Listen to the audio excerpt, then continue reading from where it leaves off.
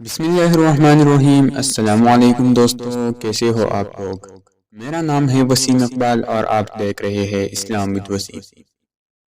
حضرت امام شافعی رحمۃ اللہ علیہ کا تعلق قریش کے شاہ بنو ہاشم سے تھا اور عبد المناف پر جا کر سلسلہ نسب رسول کریم صلی اللہ علیہ وسلم سے جا ملتا ہے۔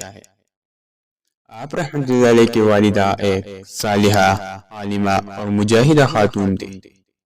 آپ رحمۃ اللہ علیہ کی پیدائش سے قبل آپ کی والدہ نے خواب میں دیکھا کہ ایک ستارہ ان کے بطن سے نکلا اور مصر پر ٹوٹا اور اس کے روشن ٹکڑے ہر شہر میں جا گرے۔ معبرین نے یعنی خواب کے تعبیر بتانے والوں نے اس کی تعبیر یہ بتائی کہ ایک عظیم عالم ان کے بطن سے پیدا ہوگا جو بلاد اسلام کو علم سے بھر دے گا۔ ان پیشگوئیوں کے مطابق امام شافعی رحمۃ اللہ علیہ 150 ہجری میں فلسطین کے شہر غزہ میں پیدا ہوئے۔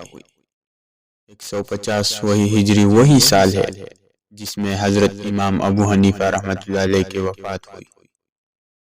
امام شافعی رحمۃ اللہ علیہ کے والد ادریس نے روزگار کی تلاش میں مکہ سے فلسطین ہجرت کی تھی اور آپ کے پیدائش کے کچھ عرصہ بعد ہی وفات پا گئے۔ اس کے بعد آپ کے والدہ آپ کو اس بات کے پیش نظر کہ امام شافعی رحمۃ اللہ علیہ کے صحیح تربیت غزہ کے بجائے مکہ میں ہی ہو سکتی ہے، جہاں ان کا خاندان اور قبیلہ آباد ہے، جہاں علم و فضل ہے، جہاں ان کے بچے کو زبان کو فصاحت و بلاغت مل سکتی ہے، اور اس کے لیے مکہ کی طرف رخت سپر باندھا۔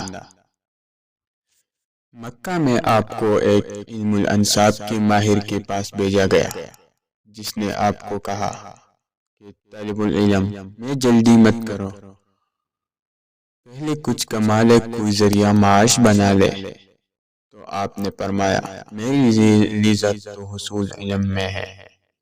اس کے بعد آپ ایک مکتب میں حصول علم کے لیے داخل ہوئے، لیکن غربت کی وجہ سے معلم کی پوری اجرت نہ دینے کی وجہ سے اس کی صحیح نظر التفات نہ پا سکے۔ جب معلم تدریس سے فارغ ہو جاتا تو امام شافعی رحمۃ اللہ علیہ بچوں کو کتاب پڑھایا کرتے تھے۔ اس یتیم ذکل فہیم قریشی بچے کا حافظہ بلاکاتا۔ جب معلم بچوں کو آیات املا کروا رہا ہوتا تھا تو املا کے اختتام تک آپ نے وہ آیت حفظ کر لی ہوتی تھی۔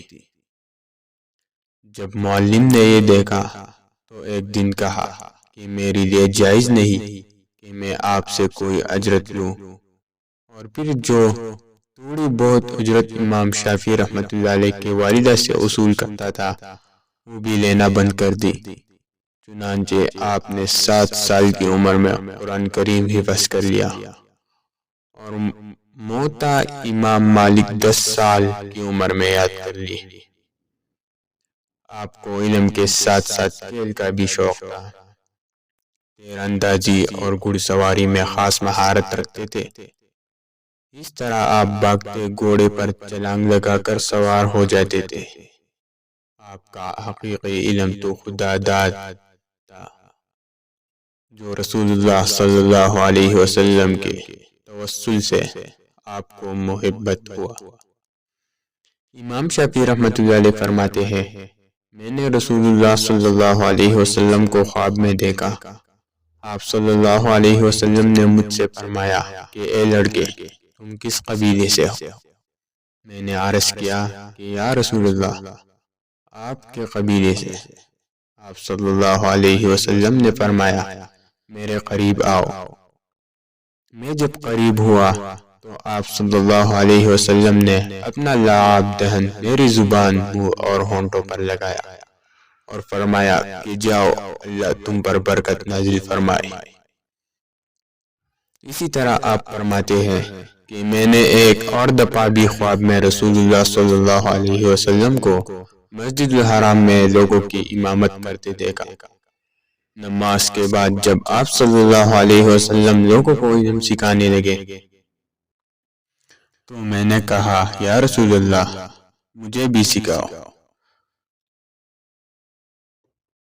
تو رسول اللہ صلی اللہ علیہ وسلم نے اپنے آستین سے ایک میزان یعنی ترازو نکال کر مجھے عنایت فرمائی اور فرمایا یہ تیرے لیے ہے، اللہ تجھے ہدایت دے۔ امام شافعی رحمۃ اللہ علیہ فرماتے ہیں کہ میں نے ایک معبر تعبیر بتانے والے کے پاس اپنا یہ خواب بیان کیا تو اس نے کہا کہ آپ رسول اللہ صلی اللہ علیہ وسلم کی سنت پر قائم ہوتے ہوئے امام اور عالم بنیں گے، کیونکہ مسجد الحرام کا امام تمام ائمہ سے افضل ہے۔ اور جہاں تک میزان کا تعلق ہے تو اس سے مراد یہ ہے کہ آپ کو علم حقائق الاشیاء سے نوازا جائے گا۔ ہماری ویڈیو یہاں تک کی، اپنا خیال رکھیں اور اسی کے ساتھ مجھے دیجیے اجازت۔ اللہ حافظ۔